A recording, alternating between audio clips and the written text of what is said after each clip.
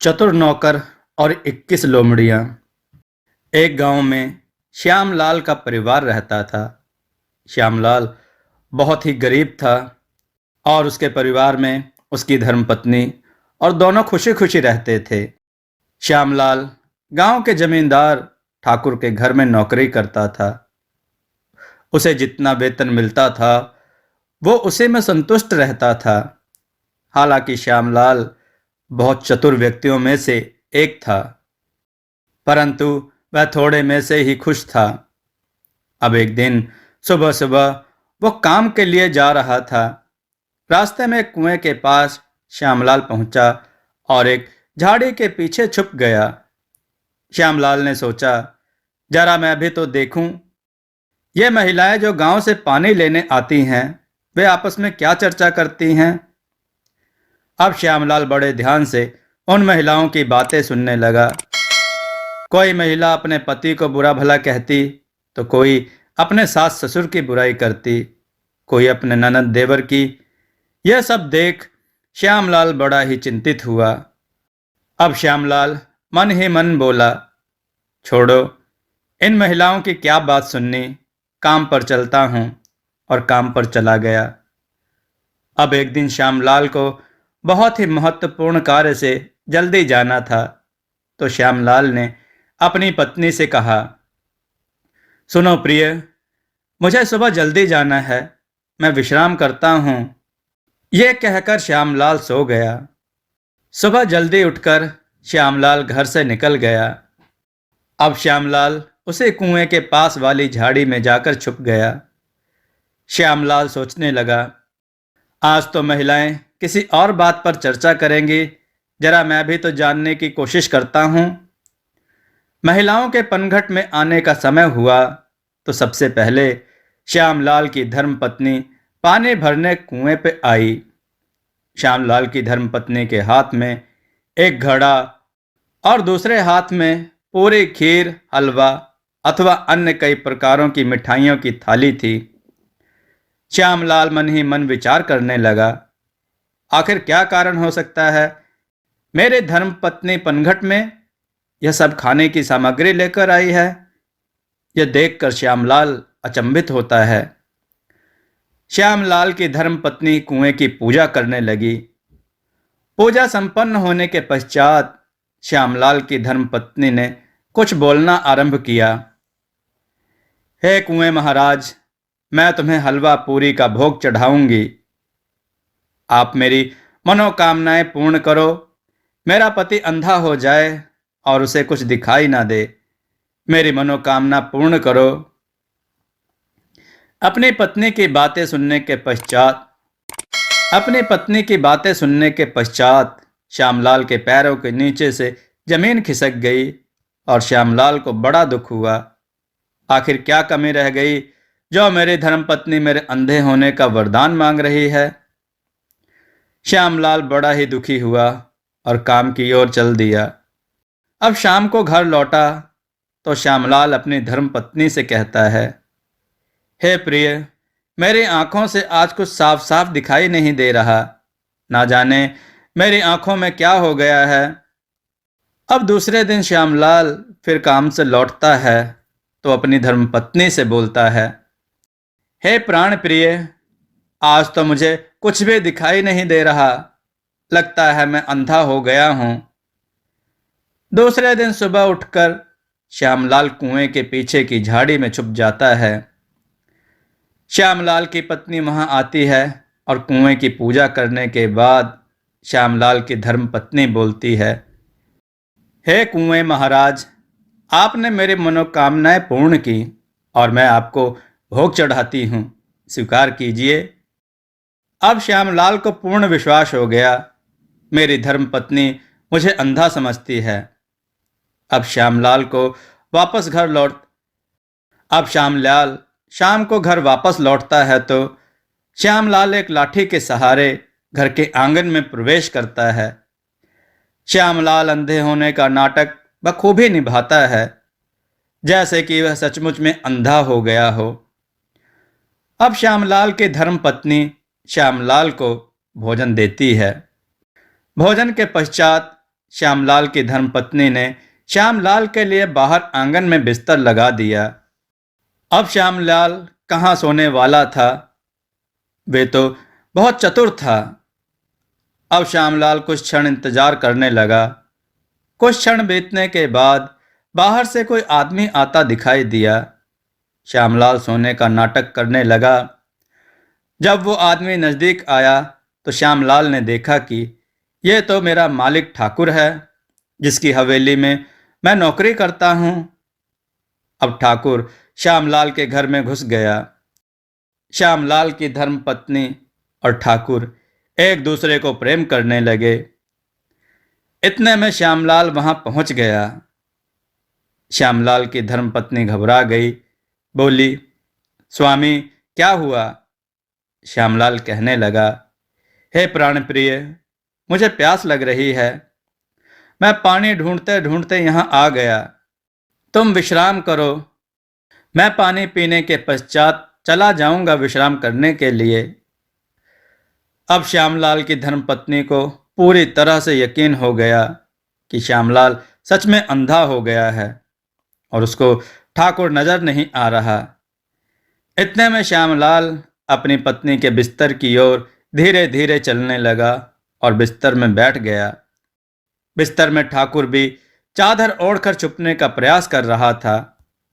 इतने में श्यामलाल जानबूझकर ठाकुर के पैर पकड़ लेता है। ये क्या प्रिय, 3 दिन पहले तुम्हारे पैरों में इतने बड़े बड़े बाल तो नहीं थे, फिर अचानक ये कैसे आ गए? श्यामलाल की धर्मपत्नी घबरा गई, क्योंकि श्यामलाल की पत्नी तो बिस्तर से दूर खड़ी थी। बिस्तर पर तो ठाकुर था। अब श्यामलाल थोड़ा थोड़ा करके ठाकुर के जांघ में हाथ फेरने लगा। अब श्यामलाल बोला, हे प्रिय, तुम्हारे जांघ इतने मोटे तो पहले नहीं थे, ये मोटे कैसे हो गए? श्यामलाल के मुंह से ऐसी बातें सुनकर ठाकुर की सांसें रुक गईं। इतने में श्यामलाल ने कहा, सुनो प्रिय, मैं तुम्हारे मुख को स्पर्श करना चाहता हूं। यह कहकर ठाकुर के मुख में अपने हाथों से स्पर्श करने लगा तो श्यामलाल बोला, हे प्राण प्रिय, यह कैसे बीमारी हो गई तुमको? तुम्हारे मुंह में तो दाढ़ी के साथ साथ मूछें भी उगाई हैं। यह सुनकर ठाकुर की हालत और भी पतली हो गई। अब ठाकुर के प्राणों के ऊपर काले काले बादल छाने लगे। इतने में श्यामलाल बोला, हे प्राण प्रिय, यह तुम नहीं हो सकती। अवश्य हमारे घर में कोई पुरुष घुस गया है। तुमने मेरे साथ विश्वासघात किया है। यह कहकर श्यामलाल ने उसी वक्त दोनों को मृत्यु के घाट उतार दिया। अब दोनों को तो श्यामलाल ने मार दिया, परंतु लाश को किस तरह ठिकाने लगाऊं, यह विचार श्यामलाल सोचने लगा। तो श्यामलाल की चतुर बुद्धि में एक विचार आया और श्यामलाल ने अपनी धर्मपत्नी को कांधे पर उठाया और खेतों के बीच में लकड़ी के सहारे खड़ा कर दिया और कुछ ही दूरी पर जाकर गीदड़ के स्वर में चिल्लाने लगा। खेत के मालिक और उसके सारे परिवार एकत्रित हुए और उन्होंने देखा, हमारे तरबूजों के खेतों में कोई चोरी करने घुसा है। यह सोच के वे सब बड़ी बड़ी लाठियां लेकर दौड़े और लाठियों से श्यामलाल की मृतक पत्नी को लाठियों से पीटने लगे। इतने में श्यामलाल की मृतक पत्नी धरती पर गिर पड़ी। श्यामलाल भी वहां आ गया और जोर जोर से रोने लगा। अब श्यामलाल बोलने लगा, मार दिया रे, मार दिया, मेरे धर्मपत्नी को मार दिया। ये देख खेत के मालिक डर गए और कहने लगे, श्यामलाल भाई, हमसे बहुत बड़ी भूल हो गई। अगर यह बात किसी और को पता चली तो हमें सजा हो जाएगी। श्यामलाल बोला, ठीक है, तुमने मेरी पत्नी के प्राण लिए तो तुम ही भरपाई करोगे। अब श्यामलाल की बातों से डरकर खेतों के मालिक ने श्यामलाल को धन देने का निर्णय लिया और श्यामलाल को धन देकर शांत कर दिया। अब श्यामलाल ने अपनी चतुराई से अपनी मरी हुई धर्मपत्नी से भी धन कमा लिया। श्यामलाल बहुत ही चतुर था। श्यामलाल ने ठाकुर को कांधे पर उठाया और हवेली में ठाकुर के विश्राम करने के कक्ष पर ले जाकर ठाकुर को बिस्तर पर लेटा दिया और जोर जोर से ठाकुर की आवाज में श्यामलाल बोलने लगा, हे ठाकुराइन, अगर मैं किसी कारण से मृत्यु को प्राप्त हो जाऊं तो तुम दूसरी शादी कर लेना, और हमें अभी पुत्र की या पुत्री की प्राप्ति नहीं हुई है तो मेरे ठाकुर वंश को आगे बढ़ाने के लिए तुम्हें श्यामलाल के साथ विवाह करना होगा। यह कहकर श्यामलाल खिड़की बंद करके वहां से अपने घर की ओर आ गया। सुबह ठाकुर के घर में मातम मचा हुआ था। ठाकुराइन रोने लगी। ठाकुर को देखने के लिए सारे गांव के लोग जमा हो गए। इतने में ठाकुर का मुनीम बोला, ठाकुर रात को मरने से पहले कुछ कह रहे थे, अगर मुझे कुछ हो गया तो ठाकुराइन को दूसरी शादी करना होगा, और ठाकुर के अंतिम इच्छा को पूरा करना तो ठाकुराइन का परम कर्तव्य है। इसलिए ठाकुराइन को श्यामलाल के साथ शादी करनी होगी। श्यामलाल को बुलावा भेजा। श्यामलाल वहां आ गया और जोर जोर से रोने लगा। हे अन्नदाता, आपकी मृत्यु से मुझे बहुत ज्यादा पीड़ा हुई है। और श्यामलाल नौटंकी ड्रामा करने लगा। अब ठाकुराइन बोली, हे श्यामलाल, तुम धनी तो नहीं हो और ना ही तुम्हारे पास कोई संपत्ति है, इसलिए अगर तुम्हें मुझसे विवाह करना है तो तुम्हें 21 लोमड़ियां एक ही परिवार के मारकर मेरे मार्ग में बिछाना होगा, जिसके ऊपर से मैं चल के तुम्हारे घर तक आऊंगी। ये मेरी एकमात्र शर्त है, अन्यथा मैं तुमसे विवाह नहीं करूंगी। श्यामलाल बड़ी ही दुविधा में फंस गया। अब आखिर 21 लोमड़ियां कहां से मिलेंगे, और वे भी एक ही परिवार के। जैसा कि आप सभी जानते हैं दोस्तों, जानवरों में से लोमड़ी सबसे चतुर होती है। चिंता करना उचित था। श्यामलाल अब जंगल में जाकर एक गड्ढा खोदने लगा। गड्ढा खोदते खोदते वो काफी अंदर चला गया। इतने में 21 लोमड़ियों का झुंड उधर से आ रहा था भोजन की तलाश में। तो लोमड़ी ने देखा कि कोई मनुष्य गड्ढा खोद रहा है। उसमें से चतुर लोमड़ी ने श्यामलाल से पूछा, तुम गड्ढा क्यों खोद रहे हो? श्यामलाल बड़े ही मधुर सुर में बोला, मुझे अभी अभी पता चला है कि आसमान ऊपर से गिरने वाला है। सब आसमान के नीचे दबकर मर जाएंगे, लेकिन मैं गड्ढे के अंदर रहूंगा तो मैं बच जाऊंगा। ये बात सुनकर लोमड़ियों में हड़कंप मच गया। अब लोमड़ियां बोलने लगीं, भाई हमें भी बचा लो, वरना हम भी मर जाएंगे। श्यामलाल बोला, अवश्य बचा लूंगा, परंतु इसके लिए तो तुम सबको गड्ढे में छुपना होगा। लोमड़ियां श्यामलाल की बात मान गई और गड्ढे में एक एक करके घुस गईं। अब श्यामलाल के पास 21 लोमड़ियां, वह भी एक ही परिवार की थीं। अब श्यामलाल ने दूर जाकर एक बड़ा सा पत्थर फेंका और उसमें से आवाज आई, धड़ाम, और लोमड़ियों को आभास हुआ जैसे आसमान गिर गया, परंतु किसी दूसरी जगह गिरा।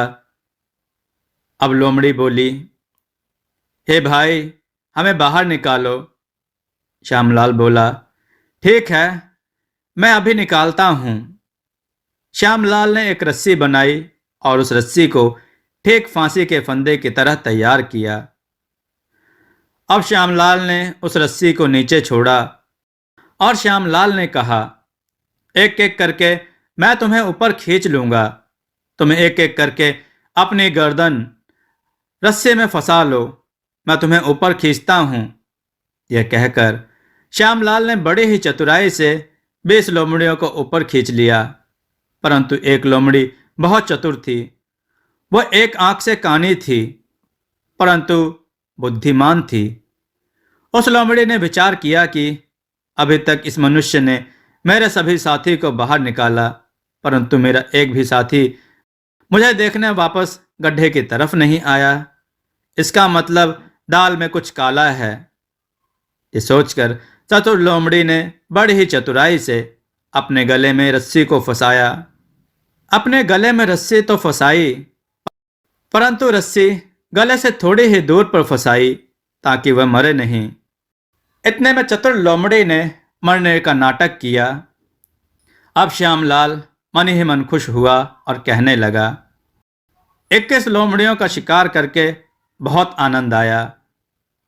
यह कहकर 21वें लोमड़ी के गले से जैसे ही रस्सी निकाला, वह चतुर लोमड़ी उठकर भागने में कामयाब रही।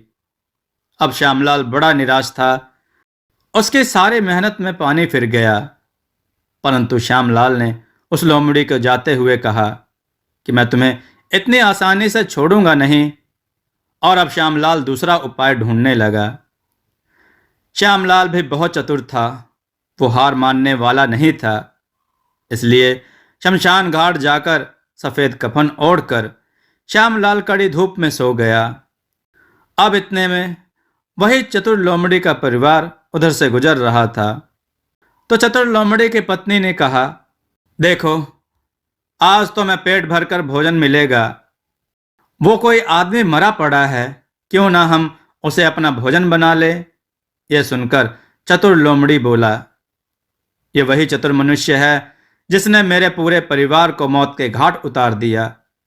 परंतु लोमड़ी की पत्नी और बच्चे नहीं माने और कहने लगे, तुम बेकार की बात करते हो। हाथ में आया भोजन भला कोई छोड़ता है। ये कहकर चतुर लोमड़ी की पत्नी श्यामलाल के समीप आई और बोली, यह तो मर चुका है। देखो, यह जरा सा भी हिलडुल नहीं रहा। यह सुनकर श्यामलाल और पत्थर बन गया। अब श्यामलाल को उस चतुर लोमड़ी का इंतजार था। परंतु चतुर लोमड़ी बोला, मुझे जरा सा भी विश्वास नहीं है।